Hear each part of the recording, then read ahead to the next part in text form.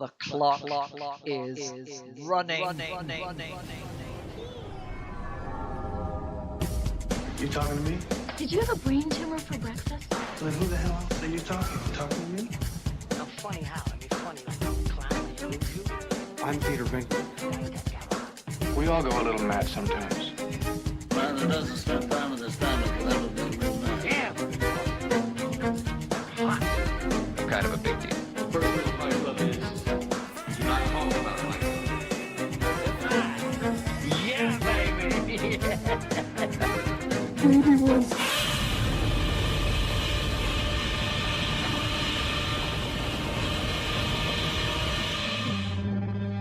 You want answers? I think I'm entitled. You want answers? I want the truth! You can't handle the truth!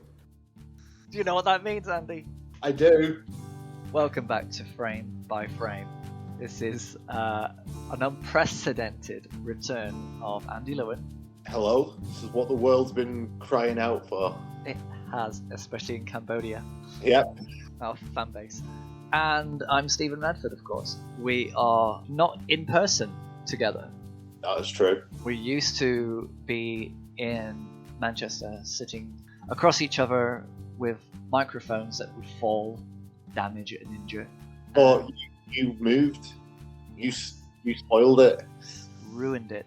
Broke the connection. We could do webcam, but you know.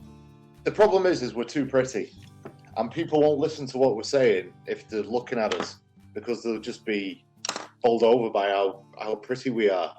So it's better to keep it audio only. Thinking of the fans. Just thinking of the people. You're putting people first, Andy, and you're very considerate, and I think that's, you know, that's the way forward. We've always done it this way. We've always done audio only, and we're going to continue. And I think, you know, that's people like to have us in their ears. That's it, in the ears. Because that's my thing. You say my middle name is altruism. Yeah, and not the eyes. You know, we're just, you know, too much of a good thing. So how are you doing, Andy? I'm doing good, mate. It's the spooky season. It is. It's the best season. And you're all ready for Halloween? Already, yeah. The house is decorated. The projectors are up. It's all good. It's all good. How about yourself? Where I live in Hayde Edge near Holmfirth, it's they're doing a trail. Yes. And so anyone who volunteers to do it, they're in this map, and you have to buy the map, and the proceeds go to probably the band room or something. Brilliant. Yes. And people can walk all around the village and see. So obviously, I've took it massively seriously and gone way over the top. Perfect. I mean, we've done trails here before, but not the Halloween one. We've done a circus trail where everybody had circus things to do outside their house, and that all went to the school. Oh. So trick or treating is a huge thing here, so that at least is maintained. Yeah. And you're doing any spooky music? No, we wanted to, but just not had the time. It's been ridiculous. Just with teaching and gigging and Tracy's job, it's just been crazy. We're not had time to do any recording whatsoever. We have decided though to do another 25 days of Christmas this year. I don't know how we're going to find the time to do it, but apparently we're doing that this year. Yeah, that is a massive challenge because you've got to have 25 songs. And then you've got to edit 25 videos. Well, that's the thing. That's the hardship. Finding the songs is easy because there's thousands of Christmas songs, isn't there? But yeah. It's insane, mate. We shouldn't be doing it, but we are. We've done insane challenges like this before. We did the 31 Days of Horror. That was... We did. That was... And to be honest, for us, watching a horror film every day for 31 days is not really a hardship, is it? No, and talking about it isn't that difficult. I mean, you give yourself a time limit and then you do it. But when you're playing music, you've got to consider all the levels. You've got to make sure that your voices are all right for that day, and your calluses on your fingers are callousy. Yeah, exactly. That you got to maintain those nails, which I'm very bad at. You know, I always let them grow. Yeah, you're just hitting the wrong strings because you're just not gauging it. Terrible. Yeah. Well, you didn't realise you did a good guitar pun then, and you didn't realise you did it because you have gauge of strings, but you could .09 of a millimeter, 0.10, and you just did a joke, which was a good guitar joke. You didn't know you did it. I didn't even know I did it. I applaud you, Stephen. Well done. Thank you. So we're good at talking about horror, yeah? Yeah, we're too good. But how difficult would it be to talk about films that may not fall into the genre of horror, but were really sort of difficult to watch? Yeah. How difficult would that be to talk about? I just did a link, Stephen. Did you hear it? That was a transition link. That was you kind of threaded us right in. The only thing I would have done to ruin it is point out that I'd just done that. Yeah, and then I basically ruin it even more by saying, yeah, that's what you did. You did it. Professional podcasters. Yes. Born to entertain. But yeah, we thought about, every time we talk about horror film, we talk about horror films all year round. Yes. Really. And we thought we'd be subversive, and on Halloween Day of all days that we're recording this, we're not going to talk about just your typical Halloween films or horror films. Absolutely. But we'll probably touch on it because we can't help ourselves. Films, basically, the question is, what makes you feel uncomfortable? What have you walked out on? And there's a kind of a broad spectrum at work here. I mean, we've got films that make you uncomfortable because they're too violent or too hard to watch. There's the too miserable because it's just too much gritty reality and there's no give and it's just gut-wrenching. But then there's the films that are just absurd because they're pathetic and it's like, why am I watching Norbit? Yes. I know we're both nervous because we've never done this before. But we can take our time, darling. Intentionally funny films that aren't funny, or anything that you basically just decided either you just gotta quit because it's just not worth it, or you just can't stomach it. Yeah. And I suppose there's films that try too hard to be that. So you get films that really try to push the boat as much as they can, maybe fail by trying to do it too much, if you know what I mean. Like a Serbian film. That film is awful and disgusting. Yeah, because it's made for that purpose. Yeah. What happens in that? What is the Serbian film, Andy? The Serbian film is a guy who used to be a porn actor, and he gets. I think he's having fight. Right, I watched it very quickly. Like I sort of skimmed through it because everyone was talking about it at the time. I wish I hadn't even skimmed through it because it's horrible. From what I remember, the plot is he used to work in porn. He got out of it, and he got lured back in because he's having financial difficulties. And he gets offered like a big chunk of money if he does this film. And he goes into this place, and it's just horrible. There's this, like subjects of like paedophilia and necrophilia, isn't there? Or yeah. There's everything it's everything but the kitchen sink. If there was a kitchen sink in there, no doubt he would have shagged it. Yeah, it's that kind of film. Exactly. Yeah. No matter what the taboo, they didn't go soft. They just went in. God, it's horrible. Even the. Oh, I mean, the end of the film, because I couldn't watch much of it. I couldn't stomach. There's a part in it that in the uncut version, I don't even want to say it, but a woman gives birth to a baby, and then some guy gets the newborn baby, and then, with the baby. Yeah, and it's like, what? I mean, the thing is, what is that? Well, okay, so when we look at the Serbian film, because I think that is probably the ultimate extreme film of uncomfortable way. It's definitely not a first date movie. If you it's your last date. This is your breakup movie. What is the point in that? Is it entertaining? No. Is it educating? Is there? If people watch that film and kid themselves that they like it, would say it's like, why would somebody climb Everest? Because it's there. Because it so can why, be done. Why would you watch a Serbian film just to say I've done it and I got through it? I guess. But badge of honor? Oh, maybe, but I don't see there's any art in it. It's just vile and horrible and pointless.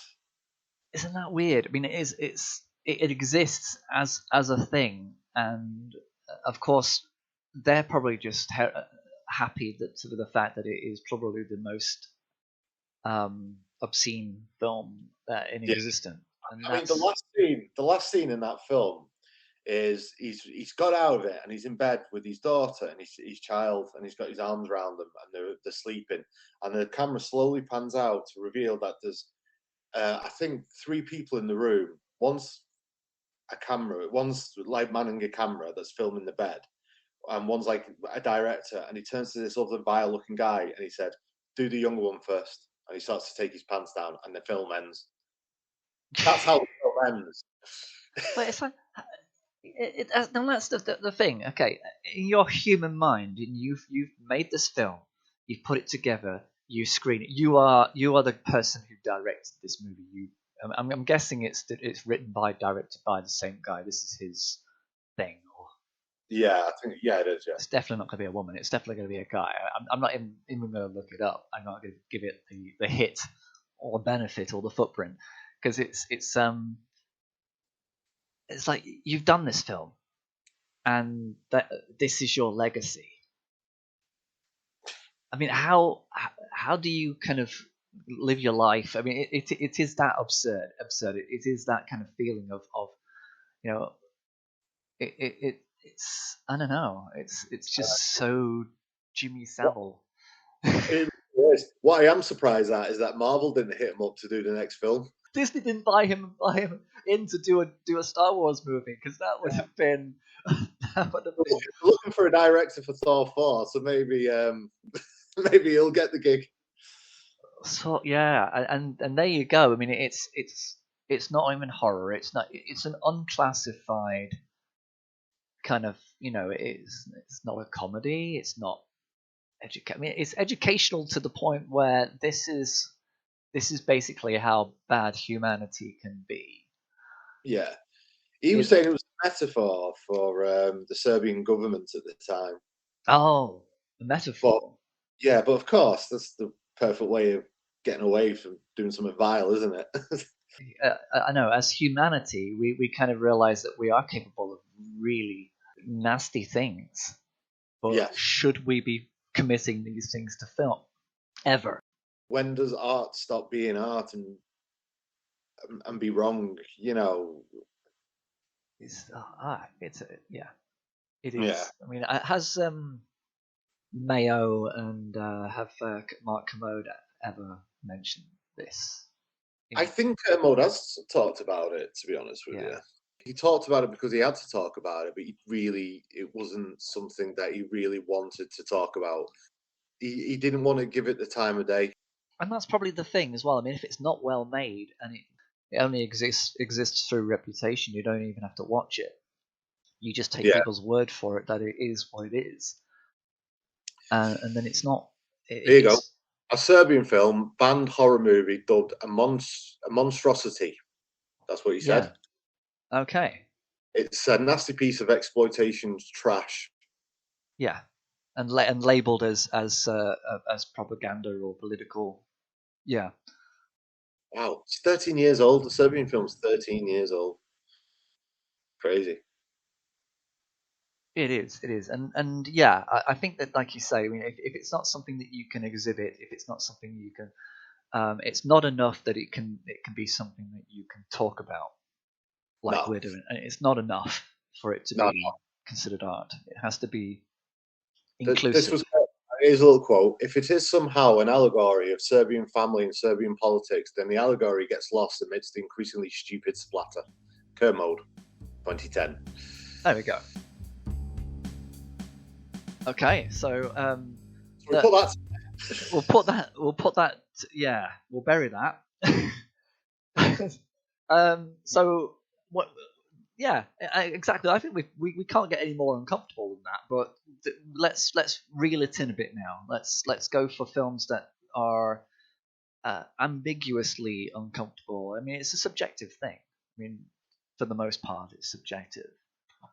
Well, I think speaking to people on that internet that you hear about these days about this, haven't you? Yes, I have asked. I'm certain you've got a list for me.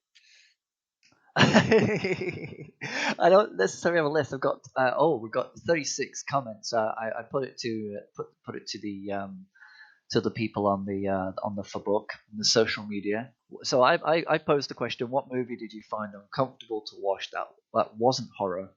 An example of things that make you cringe, things that are just plain weird, grim, miserable, or just garbage. So straight away somebody went with Eraserhead. Wow. And in heaven, everything is fine. yeah, and it is uncomfortable, but there's something about David Lynch that makes you want to go back to it, and that is when you start to see the art. Yeah, of things is when you find something else every time you watch it.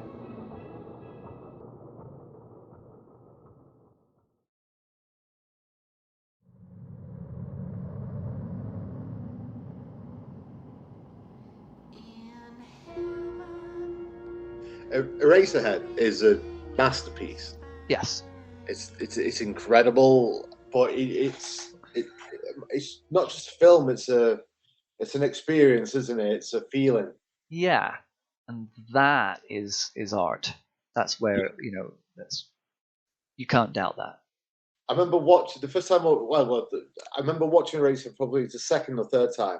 But a friend of mine watched it with me, James, and then I didn't hear from him for a few days, and I got a text from him saying, "Andy, I've not slept for 3 nights because of that stupid fucking film you made me watch."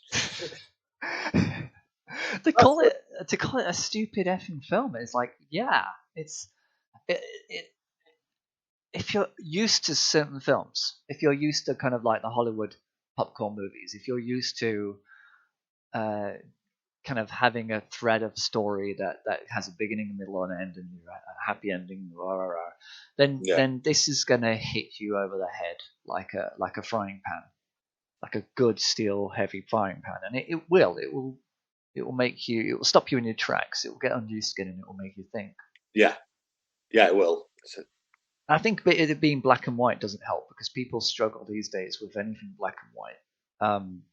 We're now generations away from black and white television sets. I mean, I'm assuming that when you grow up as a kid, there was at least one black and white TV set still in your house. There was. We had a Bangor and Olufsen one. Yeah. That it used to do this mad thing with the frames that start going up and down on the screen, and you felt the top of the TV, and it made it stop.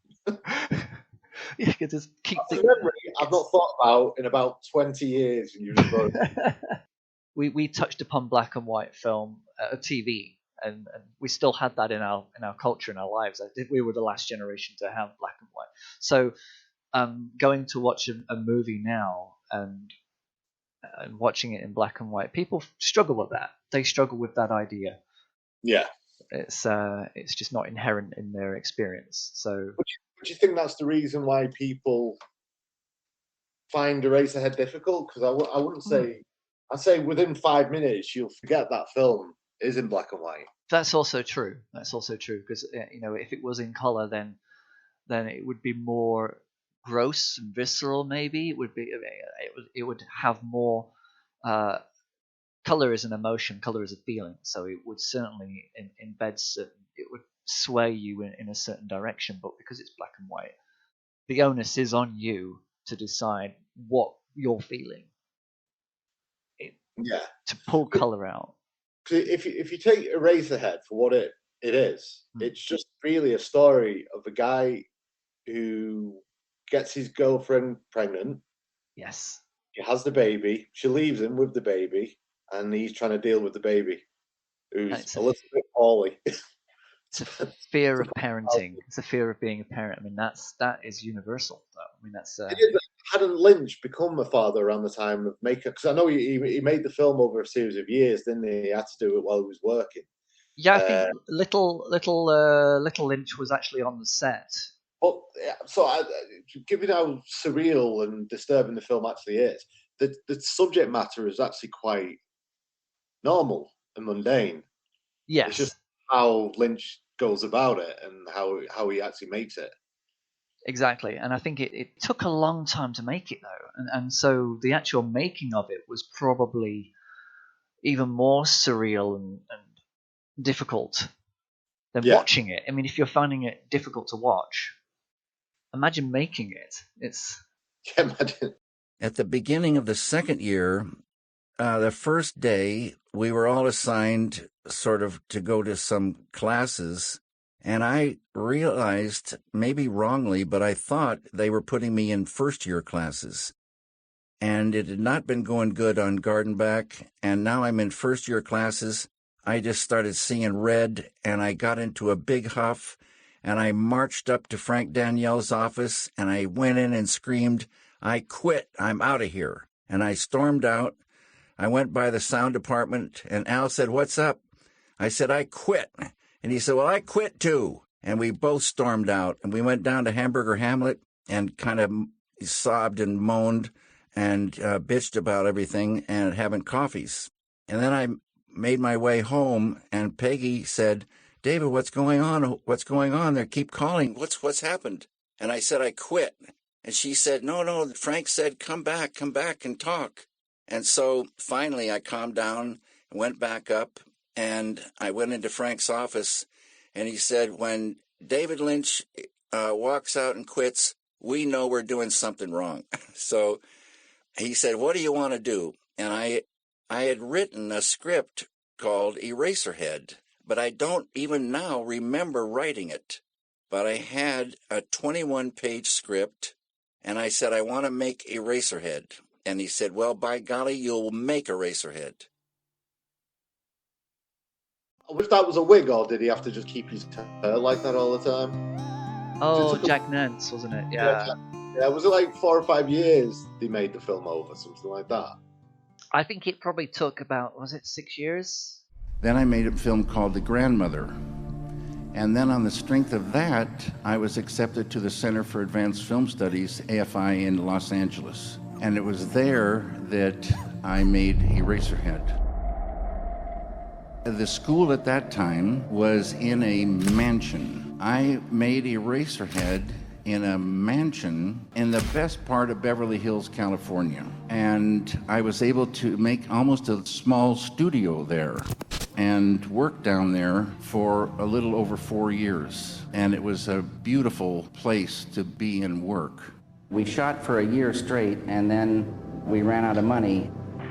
We would get geared up with some money and then shoot a scene, then kind of break down again for a while. But what was that like for you? It must have given you a chance to really live the film as you were making it in a way. It was a beautiful thing. When you go slow and you're living in the set and in that world, it just becomes part of you. It's a beautiful experience, and more ideas come out of that. But it took a long time to get it right. Well, I think you were already a father when you made this movie. Was fatherhood disturbing to you? It was. What was disturbing about it? I was studying to be a painter and very keen on living the art life. And in the art life, the way I saw it then, it didn't have room for, a family life. So I think it was a long time, and it was stop and start. Jennifer Lynch was actually born in '68. So yeah, him becoming a father kind of became a part of that. Yeah. The initial inception. But yeah, I mean, everything about it for all that time, having that hair. I mean, he must have cut it, and then he must have had to apply or keep it as a wig from the start. I don't remember that full story, but Room to Dream, David Lynch's, is kind of like a memoir. Is an amazing thing, not just to read but to listen to on Audible, because he adds his own kind of candid insight to each chapter. Oh wow! Got the book. I've never listened to the audio. It's amazing. But yeah, I mean, because it's David Lynch, you kind of give it that chance as well. You never actually just say, "Oh, I can't do this." Inland Empire is probably one of the most difficult films that I've actually tried to watch more than once, just to kind of not get through it, but to actually concentrate. That's because I'd say David Lynch is probably my favorite filmmaker. Yes, yeah. Inland Empire is really, really hard to get through. It's like a food fight. you're being thrown, the movie's being thrown at you, and you're turning around and another piece of film is thrown at you. It's like you're constantly being hit, and you just say, right, okay, I need a minute. Okay, stop throwing film at me. And ironically, it's not even film, it's digital. Stop throwing digital tapes at me. I fell in love with digital video.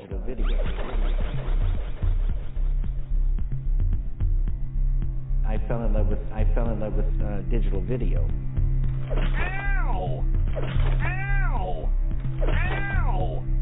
That hurts! Now I love digital video. You're trying to sleep in bed, all of a sudden you wake up, there's David Lynch with a tape above you, and he drops it on your face. Like, stop it. And he says, that's digital. And runs away. A dinosaur, dead. Completely ridiculous. That's digital. It's digital. And I'm through with film. Laura Dern. Well, that's it, because I think what I find most interesting about that is him on a sidewalk with a cow and trying to get Laura Dern to say she should get the Oscar that year for performance in Inland Empire. What is it for your consideration? Is he doing a promo on something? What the f*** is David Lynch doing? He's just sitting on the corner of La Brea in Hollywood with a fucking cow. The thing is, he's such a sweet person. He's not like, he's just that adorable soul who just so happens to make very disturbing pieces of film. So what would you say then? What makes Eraserhead disturbing? Because it's not really a horror film, is it? It's definitely not a horror film. It is just purely It's the atmosphere, isn't it? It's that sort of industrial soundscape that's going on all the time. It makes you work. As the audience member, you are working. You're not just sitting there being fed. You are being made to work. You have to figure it out, and you can't look away. You have to focus. Yeah. So it's like a driving test, and you can't fail. Wow. That should be the quote of this episode. It's like a driver's test. It is a driver's test. It's not. You're not being carried. You're not being given the answers. You are doing this test. So what stands out in that film to you? What scene? What do you, when you think about Eraserhead? What immediately do you think of? Dancing chicken. Yeah, well, I was going to say the chicken scene. That's awful, isn't it? And it's just hosting dinners is never easy, but that dinner scene is probably And it's like, is he meeting her parents for the first time? I think so. I think they're and it's my memory of it kind of comes and goes about whether that's why you keep having to go back to it, because your memory of it fades. You need to kind of have you need to take your drive. You need to keep taking your driving test to keep relevant. With the film. But you can't fail. But you can't fail. You can't. You've got to be able to use your mirrors and signal and know where your blind spot. And it's you just cook them like regular chickens. But the color of it. I mean, it's kind of greasy. You have to wash your hands after you've seen it. You kind of got to have a shower. That's the thing, right? That's what you just touched upon there is perfect, because that's truly films that we're talking about right now. That films that may not be horror, or horror adjacent or whatever, but it's how it makes you feel after you, and you want to have a shower. You feel dirty after watching it. Yeah, you feel something. Well, that's what we should have said before we started. When we were talking about these films that you need to have a shower after you've watched them. That's the perfect description of these films that we're talking about today. Should we look at the next one? Requiem for a Dream. Ugh. Purple in the morning, blue in the afternoon, orange in the evening. Just like that. 1, 2, 3, 4.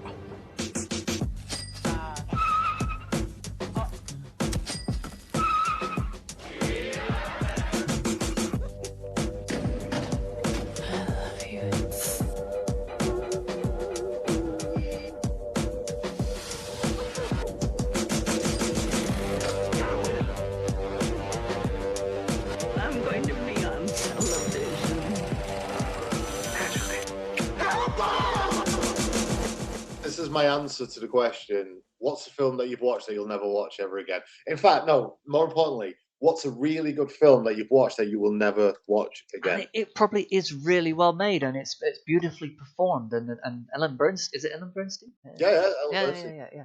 It's that good. They even got a good performance out of Marlon Wayans. Well, that's it. Performance-wise, it's all there.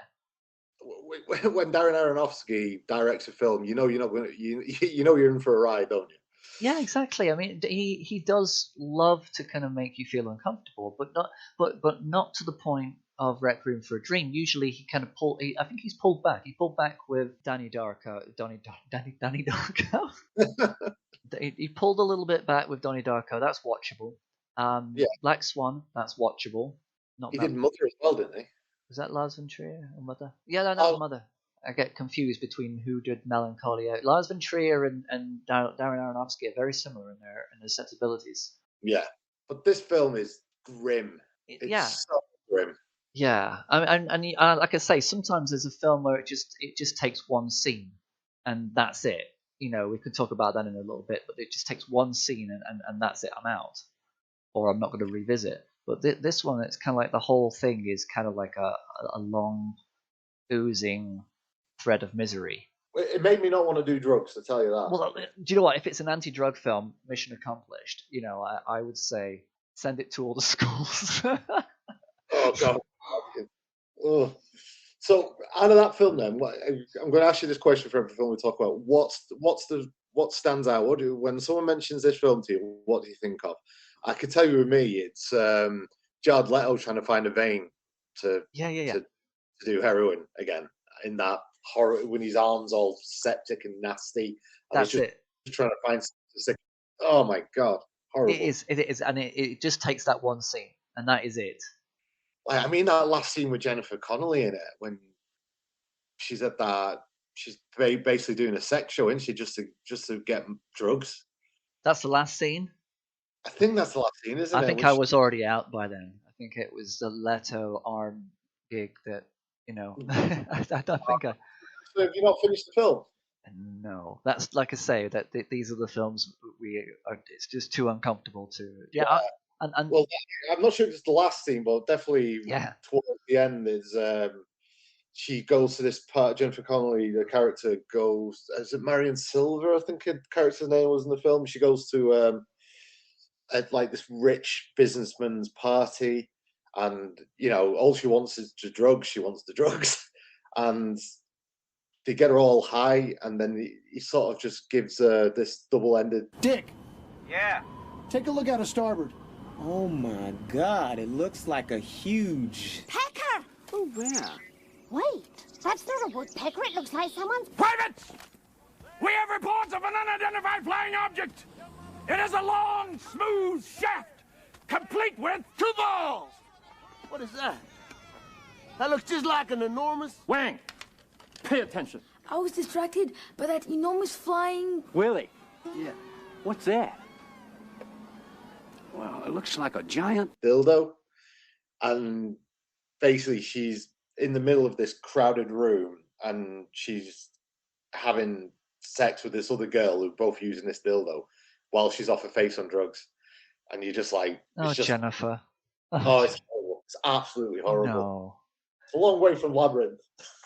It is, because you know, and the thing is, with Jennifer Connelly's career, you got to think, you're a child actress. You kind of grew up with her. She was like a kid in your class, you know. Yeah. And so you kind of see, oh, this is what they're doing now. It's kind of like, you know, it was a bit of a. I don't know how they feel about this film. If you know, I'm sure they are proud with the work. They're proud of the performances. They're proud of the association with Darren Aronofsky. There's no reason not to be. But yeah, there's just certain things that you kind of end up doing in your career, and you think, you know, yeah, that was tough. It was worth it. Well, again, though, because you know, if it is, you know, we're talking about being anti-drugs, then it is worth it, because it's horrible. Yes, that's it. I can't imagine anybody watching that film and thinking, right, heroin for me then. Perfect. We're not gonna try heroin. Oh, you have to. It's so good. It's better than Game of Thrones, and money, and sex, and family, and a career. That's why Heroin AM combines heroin with 5 milligrams of caffeine and a small pile of cocaine. And now available in gummy bears, which you can melt down and inject. Oh, yeah. Side effects include it's heroin. So, all that stuff. So now I can chase the dragon while I also chase this little guy. I'm gonna get ya. Wow, this might be the first afternoon Mom doesn't need a nap. Let's ride that train. Yeah. But yeah, it is a difficult film, definitely. But I do remember I bought the video before I knew what it was about because the front cover was engaging, the title was intriguing, everything about it on the surface looked fascinating. Yeah, it was a really good marketing. It really did well with that, but it did not prepare me. I was not prepared. But yeah, Requiem for a Dream. Yes, that's one hell of a grim film. Okay, what else is on this list? It's a great list. Well, somebody mentioned Leon the Professional. He says, I don't hate this film. There's a lot of scenes in it, but I really like, but it's just so cruel and kind of sleazy. Yeah, that's a film that could not be made now. You're right. Yeah, the scene between Leon and Natalie Portman's character is Matilda, isn't it? Matilda, exactly. Very awkward. It was very awkward, but also tender at the same time. There's kind of like you kind of mix because there's an iconic vision of them. Yeah. I mean, people do cosplay all the time. Fathers and daughters usually do cosplay as Leon and the girl. You know, if you're going to take your daughter to Comic-Con for the first time, you're going to do the Leon thing, which is kind of awkward because then they have to ride on the underground in London with a plant. Yeah, and you've got to have Gary Oldman following you around. Make it authentic. But yeah, I mean, it was a solid action film. It was a really solid idea. That's the thing Luke Besson does really good when someone is at the top of the game and can't be beaten. Because that's the thing, isn't he? He's the best hitman that there is. And I love that in a film. You know, a lot of people put in films where they've got to be flawed or, you know, they're not quite as good, but they're punching up. And they'll just because of sheer strength of will, they win in the end. You know, like Rocky and things like that. But I like a film where the guy is just unashamedly the best that there is and can't be beaten. And that's kind of what Leon was. He did. Luke Besson did a film called Kiss of the Dragon. Yes. With Jet Li. And like Jet Li was as good as you could be as that, and he just can't be beaten. That's it, you know. And I like that in a film. Yeah, I like that too, and I think there's a film that's just out now called The Killer, where yet another hitman who has this certain set of rules gets challenged by something and takes him off in another direction, and he has to break his own rules, his own codes of conduct, you know. And in a way, Leon does have that weakness, that weak spot. This little girl who was going to be left for dead and left to fend for herself, he protected her because, you know, he had this emotional connection to her. A perfect assassin. I need you to help me, Leon. I want to get those dirtbags who killed my brother. With someone to finally believe in. Change ain't good. Remember that, Leon. I will. They're about to come face to face with a cop who's crossed the line. Bring me everyone. What do you mean, everyone? You just made me think, because we're talking about disturbing films, and you mentioned Killer. Yeah. Michael Fassbender, you made me think, is Shame on that list? Yeah, what's the shame? Tell me. Wait, I read by Secret Queen, so it's got Michael Fassbender in it. He's addicted. He's got a sex addiction in it. Okay. And that's what the film's about, but it's horrible. But there's a part in it where he has a connection with somebody and it's something meaningful, but you can't have sex with her. It has to be meaningless to sort of abuse himself. Yes, yeah. And that's the disturbing part of it. You know what I mean? It's horrible. It's really horrible. writing in the New Yorker, McQueen wants to show how the intensity of Brandon's needs shuts him off from the real intimacy. It kind of cuts him off from real intimacy, but this seems to be a foregone conclusion, the result of an elegant experiment that was rigged from the start. Shame wears its emptiness like a badge of honor. Yeah. Okay, so there's a little bit of negativity on this one as well as positive. It's yeah, and it's all about addiction and humiliation. You know what I mean? About incredible performances from Michael Fassbender, Bulligan in it. It's amazing, but really, it's very, very hard work as well. Also, bless Michael Fassbender, but you see it all. You know what I mean? You see it all. When what year this is? 2011, so it was kind of early in his known career. But it's like because he's a really talented actor. Yeah, talking as a guy. Yeah, Prometheus. He's a really talented actor. He's ridiculously good-looking guy. You know what I mean? He's got star quality guard, and when you see this film, when you see the dude's package, you're like, yeah, of course you've got that as well. So you're talented. Wait, are you sure they didn't use that fucking thing between your legs? You've got that as well, have you? It was real. Was it real though? Yeah.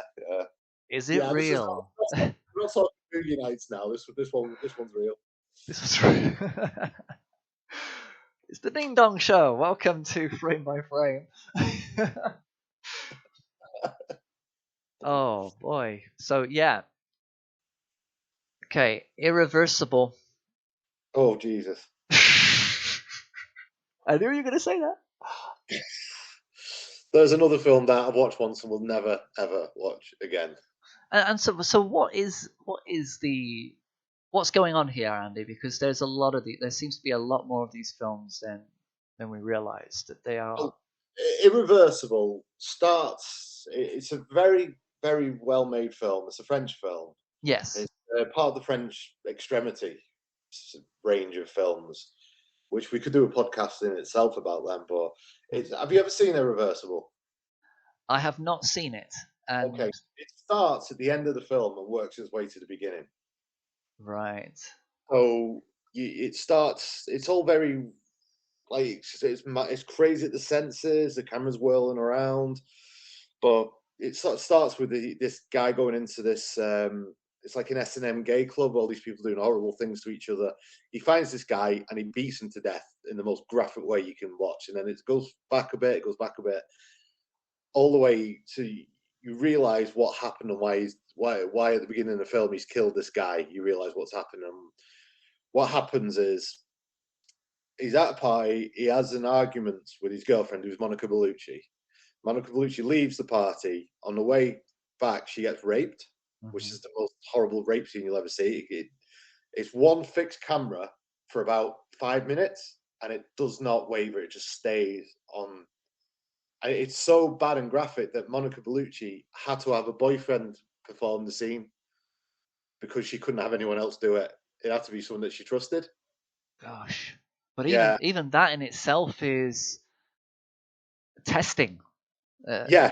And it's just, it's like a tunnel. She's in it like there's like a subway tunnel. Yeah, and it's horrible. It's absolutely horrible. And so that's the film. It's this guy finds out that his girlfriend got raped. He finds the guy who did it and kills him. That's it. The sensitivity has to be. You have to be numb to make these kind of films.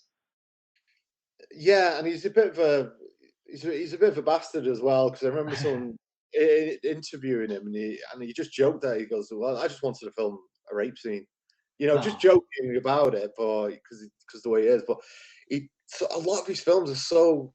It comes under the umbrella of what we're talking about. Like, I don't know if you saw Climax from 2018, but that's another really sort of disturbing film. But it's like it's really well made. It's kind of filmed as if it's in one shot, but it's not. If it's a film that's in reverse, then it would be an anti-climax. Hey. Hey. But Climax, while we'll talk about Gaspar Noé film, it's a dance school, and it starts with this amazing just there's one it doesn't cut of all these dancers just doing this amazing choreographed scene, and it doesn't cut. It's really good.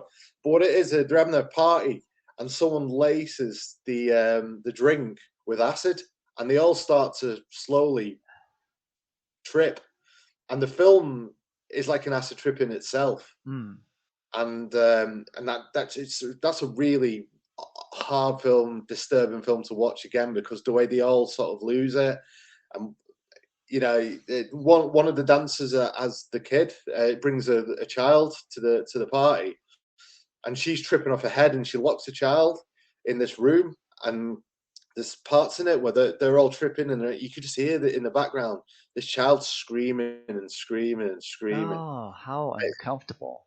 It's awful. It's really bad, and you just know, because at the end of it, the child's not screaming anymore, and it's died. The poor kid's dead. Yeah. How did it die? How did he or she die? You just, I don't think you find out. I think you just know that the kid's dead. It's horrible film, but really, again though, really well made. It's good. Like Irreversible is horrible as it is. It's a really well made film. I remember it was on the DVD that Jonathan Ross said this is like the best film of the year. Back when he was a respected movie critic. Told me I already have another project. I said, well, is it a joke? He said, no, let's do a rape and revenge movie told backwards. And they said, is it a joke? He said, no, it's not a joke. And we went to the lunch, and I told the other producers, well, we could do a rape and revenge movie told backwards. And they said, but do you have a script? No, I'll just write a treatment, and we started shooting, improvising it. And that's how the movie happened. Like 4 weeks later, we were shooting this movie. And I even tried to convince them once again, to have one, like, not explicit sex, but one sex scene where I said, oh, you can simulate it, but I just want to have your faces coming, kissing. And no, that's too private. And at the end, that's what I got. And that's the scene that they were the most scared of. So if you put the problematic scene at the very beginning of a shooting, then you're done and you can start having fun. But they were not worried at all by the rape scene, or they were not worried by the murder, the killing scene. They were drunk all the time. I was kind of stressed and drunk also. Gaspar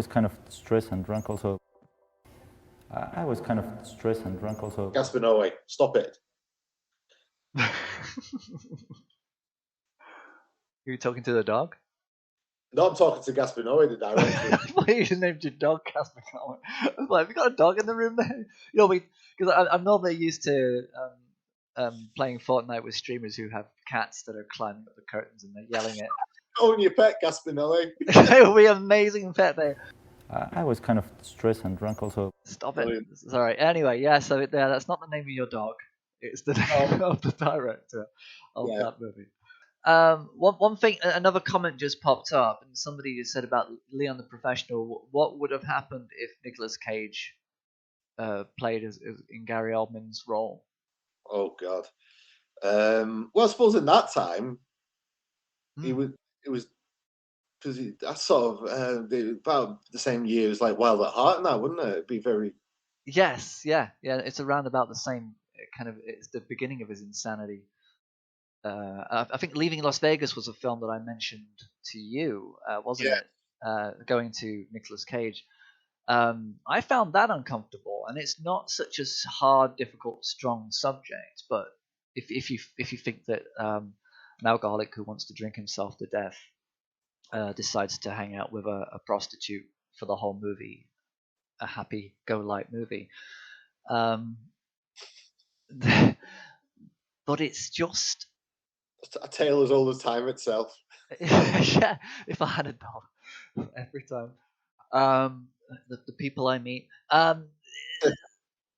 it's just depressing, and you don't want to watch it again because it's. I mean, this is not the extreme kind of film. Leaving Las Vegas is just sad. Yeah, it is. But it is really disturbing as well. It's a very, very difficult film. Yeah, and it doesn't seem to kind of change. There's no redemption. There's nothing take from this. It's it's just, from what I remember, it's just they meet, they hook up, and eventually he cops it after she's humped him a dozen times whilst he's drinking full bottles of whatever he can get his hands on, and it's just that. From what I remember, and it's just a drama, but there's really no redemption. And I think that's what these movies have in common. And a lot of these movies that are hard to watch, there's really nothing to kind of glean from them other than the experience that you are given. Yeah. So which leads us on to Happiness. Oh, yeah. Which is the godfather of all these films. You've never seen it, have you? No, I haven't. It's a 1998 film, yes? Yeah. Okay, and Philip Seymour Hoffman's in it. It's horrible. Everybody in it are awful. Everybody. There's no nice people in the film at all. Yeah, I mean, I'll give you the storyline, right? Yeah. So, breaks up with a boyfriend because he thinks it's because he's fat. A man is unable to tell her next door neighbor that he finds her sexually attractive. An old couple wants to split up, but they don't want to get a divorce. A therapist masturbates to teen magazines. An 11-year-old kid is insecure about the fact that he hasn't masturbated yet. Office workers try to recall the face of a co-worker who recently died. A woman is sure that she has everything she could ever want. The lives of these individuals intertwine as they go about their lives in their own unique ways, engaging in acts which society as a whole might find disturbing in a desperate search for human connection. So that's the IMDb storyline for it. And it's a film was highly controversial for its heavy subject matter, particularly portrayal of paedophilia. Yes. So there's a guy in it who's a therapist, and he's also a paedophile. And so because the film's very, very dark, very black humor. It's very darkly comic. Right. And it makes you feel bad for laughing at certain bits. There's a bit in it where his son has his friend over. Oh, right. Oh, let's go back to this. He got this therapist. He goes into this newsagent and he buys the magazine, right? And you don't really know up until this point what this guy is. And he buys the magazine. You think he's buying it for his son because his son plays football at school, and I think the kid on the cover of this magazine is his friend's kid from school.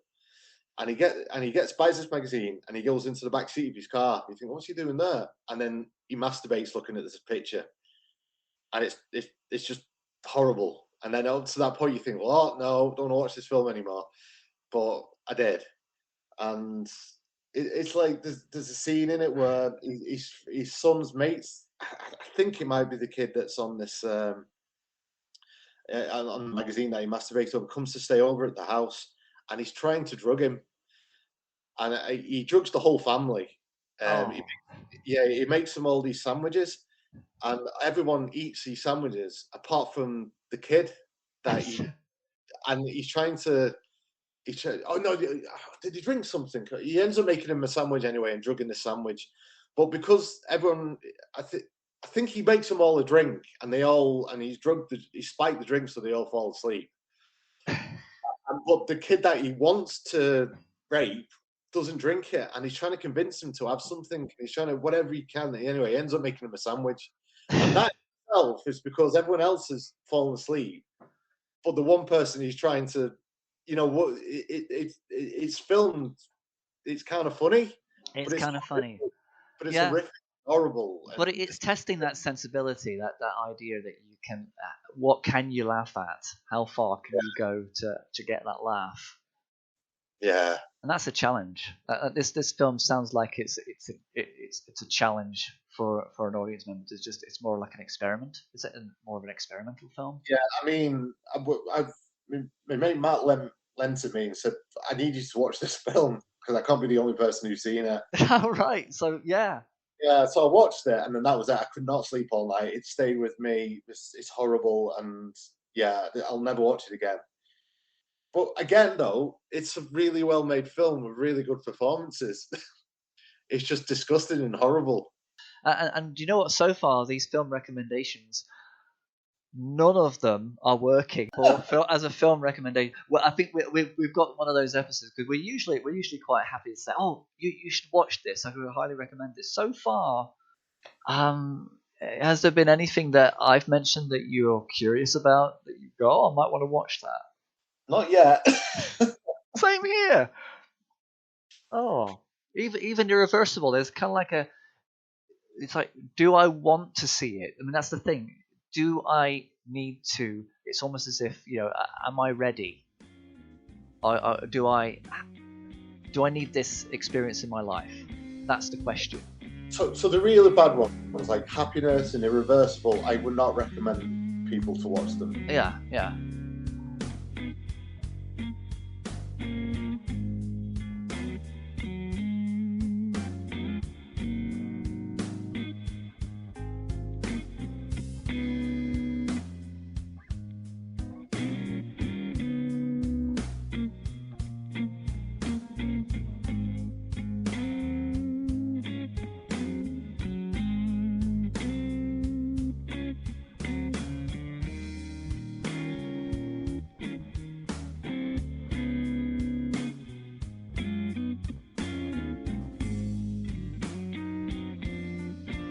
We could just now talk about these films that have that one scene. I mean, they're great films. They're not the worst films or the grossest films, but they're films that have that one scene that stop you from watching it again. Yeah. And you only have to mention the titles to actually get what I'm saying. Okay, I'm going to throw one out that we haven't talked about yet. Zodiac. Yeah, brilliant film. It's an amazing film. I don't know if I can watch it again without fast-forwarding the stabbing on the near the river scene. Yeah. The lake. Because there's something about those stab movements that are so well done. So visceral, so real, so present. Oh, terrible. Yeah. No, absolutely, yeah. But again, Zodiac is a film I could probably watch. I could watch that again, actually. I just need to kind of just prepare myself for that moment and just kind of move past it. Yeah. What's the other film? The scene in Pan's Labyrinth. Oh, the stuttering scene. Not the gun in the face. The pounding that face in with a gun. Yeah. Isn't that straight after? Because the most well, we should be doing this in the podcast, I guess. Yeah, we should be. Yeah, we will do. I would say the most disturbing part in that is when he's trying to get that guy, who stutters. If you don't stutter, then I'll let you go. And he can't not stutter, and he just last minute he stutters, and that's what leads to that bit, isn't it? Exactly. Yeah, that's it. And it must be the stuttering scene. I don't actually remember the nature of it. I just know the outcome. Yeah. American History X. Bite the Curb. Bite the Curb. Now, you actually don't see it, though, do you? That's another one. That could be films. I know this could be another conversation with films that you know what happens, but the camera moves away just before it happens, and then your brain fills in all the gaps for you. Yeah, exactly. And there are films like that, but then you very smart, and this is what I call pure cinephile genius. You mentioned a short film from 1929. I mean, who does this? Who mentions silent films anymore? You nailed it with Un Chien Andalou. Yeah, okay now. Now this is one of those films that does both. It shies away. It starts with a razor blade just getting close to a woman's eye. Yeah. It cuts to the imagery of clouds passing over a moon. Yeah. Which is the symbolism of slicing through the eye. We know, we get it. We think, okay, yes, that razor blade is going to cut through the eye, and this is the symbolism. We are using this symbolism so we don't have to see the actual. Oh my God! Yeah, there it goes. There it is. And that film is only 16 minutes long. Yeah. Little surrealist masterpiece. How did you come across this film? You know what? It probably was like a list of disturbing films. Yes. That's probably how I found it, and then because we all go through it, don't you, when you're trying to find the most extreme films possible. I remember going through a stage where it had to be the most gory, disgusting film ever, and that's all. I can't watch it now. It's different now. I can't. I don't know if it's getting old or what. Yeah, I think so. I think there's something to it because I think I've gotten a lot softer. But this Lucien and the Lou was actually a conversation between Louis Brunel and Salvador Dali about a dream that he had about the moon, about clouds slicing through the moon like a razor blade. Oh, and that was the origin of that scene. Was simply, this is all experimental surrealist cinema. This is a dream that he committed to film. This is like one of the first subconscious experiments that became a movie, and it was Salvador Dali was very much a part of it. He was actually in the film, and it was supposed to only have a short released at a limited capacity, but people put this film on it ran for 8 months in the picture houses in Paris. Wow. People really, really wanted to see this eye getting sliced. It's crazy. But later on in the film, though, isn't there? And there's pianos, aren't there, that have rotten corpses in them, and the tablets with the 10 Commandments are like etched onto the rotten corpses of the donkeys. Exactly, it's surrealist. It's amazing. It was very Lynchian as well. There's a lot of stuff in there. You kind of reaching across platforms of different kind of ideas and directors, and you kind of know that David Lynch comes from that dream state, that subconscious underbelly of unusual images, like the hand going through the door, being jammed in the door with ants crawling all over it, and it's very memorable imagery, and that's what we're talking about here. Memorable moments. Like, you watch that film, you cannot stop thinking about it. Exactly, because you have questions like, was it a real human eye? I mean, back in 1929, was it not unusual to just go to a morgue and say, "Can I just slice over an eye, get a shot of that?" Or was it a cow's eye? Was it another animal's eye? Was it not an eye at all? And did they just make it? It's 1929. It could have been any of those answers. Yeah. They couldn't do it now because it would have to be special effects. It would have been Tom Savini. It would be. It would be, or CGI. Or if Michael Bay made it. There we go. Oh! It'd be a nipple being pierced. It'd be a nipple being pierced. But it won't be a human nipple. It'll be the nipple of a cow because they couldn't use a human nipple on Mars. So is this the Michael Bay moment? Okay. What would Michael? Which film? Which of these films, Andy, do you think Michael Bay would have been a great replacement director for? None of them. It's like, director of the Serbian film, you're fired. We're going to bring in Michael Bay to continue your work. Everybody just stay where you are in the positions that you're in. Here is Michael Bay, go. I don't even know. There'd be a lot more explosions, put it that way. There'd be things blowing off. But the exact same amount of nudity. Oh gosh, Mark Wahlberg. Oh, he would never be able to remember anything else but this. This would be this would have been Mark Wahlberg's last movie.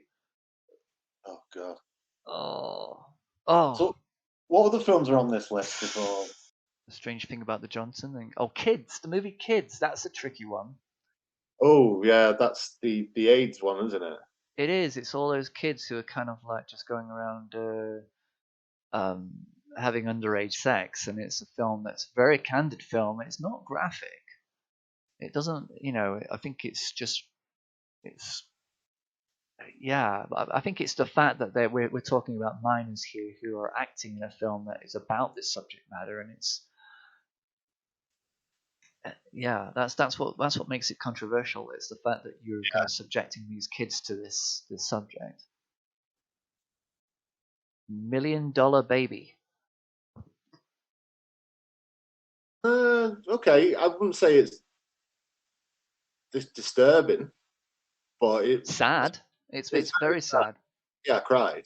But... Yeah, it's basically a film where it's a miserable ending for sure, and it just doesn't have any let up. I mean, yeah, I think uncomfortable. I think that there's a certain ambiguity when it comes to feeling uncomfortable. I mean,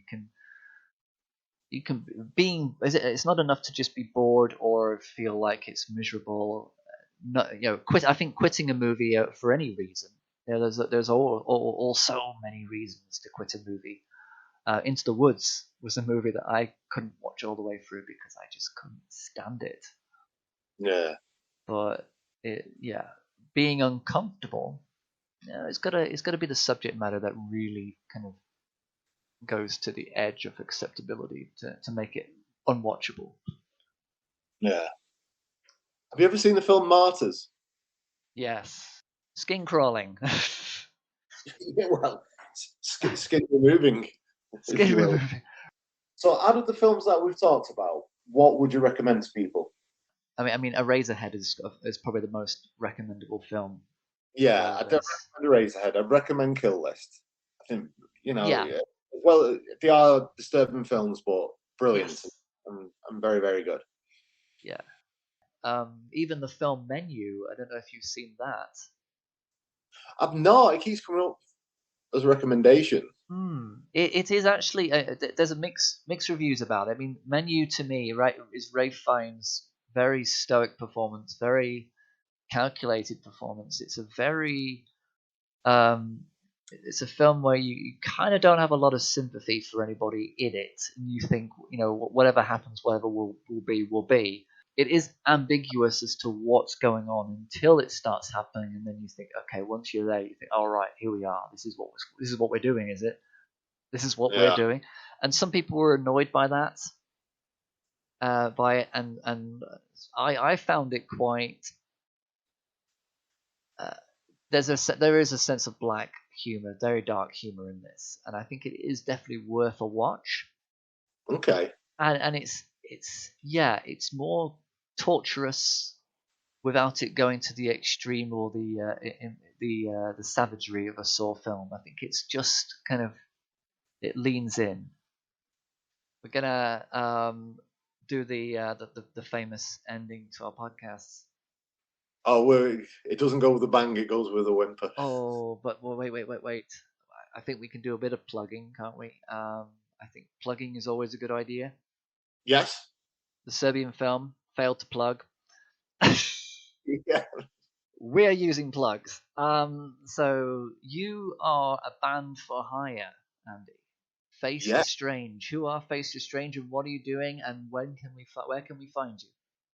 If you go to facethestrangeband.co.uk, it's all on there or on Facebook. But yeah, I'd say a rock band primarily, but we play a bit of everything. And tend to gig mostly around Yorkshire, but we do play around the whole country, really. Yeah, you're available anywhere, anytime, and you can do anything, right? Anything. Genre.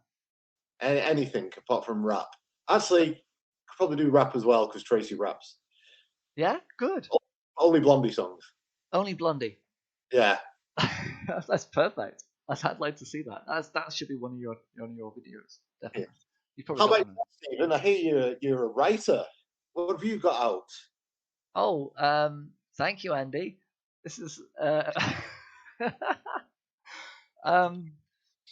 most recent book, or 3 volumes of a book called Instance, which is a 31 chapter exploration of film horror and terror. And it all starts with a character who decides he's going to go and watch 31 films in isolation in a cabin in the woods. It's a well-trodden cliche, but I decided to go all the way and make this a book about film analysis and discussion, mixed in with an actual storyline of characters who all have their own paths to explore. And awesome. The 3 books, Instance, Volume 1, 2, and 3, are available at Amazon. So this has been episode 52, I think, of frame by frame. Wow. Scary. We didn't even know we were going to be doing a frame by frame, but here we are. This is it. And, I love it. And love thank it. you so much. Are we back, Andy? Is this it? The clock is ticking. What other catchphrases do we have? We had loads. Yeah, I can't remember. Hang on. Just before we go, I know we've got to go and run and have dinner and definitely quotes. Here we go. Bag it up. Bag it up, people. I think take it to the beaver. Take it to the beaver. Take it to the beaver was something that you said once. Okay. What would Michael Bay do, of course? Yeah. We got to keep that going. One thing that you said, I'm like a homeopathic film reviewer. 0.5 substance, the rest is just nothingness. Yes, that sounds like me. Andy also said about the room, you explain what it is because I don't want to. And don't get me started on fractional reserve lending. Okay, and those are the quote. I think we need to update that. We need some more memorable quotes. Are they on WikiQuote? They must be. Those zingers. They should be. I think I'll find a way. We'll make that work. And to look back at all of our 8 seasons of Frame by Frame. I've been putting the episodes into lots of 6, so this is kind of like a new. This would be season 9. Wow. Frame by Frame. How does that sound? Yeah, the difficult 9th season. The 9th season. This is when one of us gets killed off in the end, and we get replaced by somebody else. Agent Doggett. I don't know. Oh yeah. Isn't that the? But in the Frame by Frame verse, no one ever really dies. Nobody ever really dies, but we do get kidnapped by the Spice Girls from occasion, and we're so proud of episode 13. Yeah. There's it is brilliant. We do a lot of horror podcasts. There are a lot of horror podcasts in the list. There's a couple where we kind of almost scared ourselves witless making. Of course, there's the Exorcist episode. Even we didn't actually mention Blue Velvet in this list. That's quite an uncomfortable film. It is, and we didn't even mention Salo. Salo. Oh, is that the Sodom? Yeah, I mean that's probably the most infamous disturbing film, but it's been talked about. It has been, yeah, and it's kind of like there's a certain disassociation with watching that film where you I didn't find it that engaging to begin with, and it didn't hold my attention. So no. Yeah, it was kind of more like a Jess Franco perverse kind of experience that really didn't hit any. Yeah. But yeah, look at all the other seasons at fbfpod.stephenradford.com, and please join us again, where we will hopefully have more to talk about. Absolutely. Thank you very much, Andy. Yep, thank you very much. Been awesome as always. Ready? This is the ending. We're ending it. Oh, okay. Bye, everybody. Bye. Bye. Bye. Bye. Just don't say anything stupid. Don't say anything stupid. Don't. I won't. I feel the need for speed. Ow! Charlie, don't surf! This is fantasy. Oh, you betcha, yeah. Quit griping. I like griping. I got a bad feeling about this. Life moves pretty fast. You don't stop and look around once in a while, you could miss it.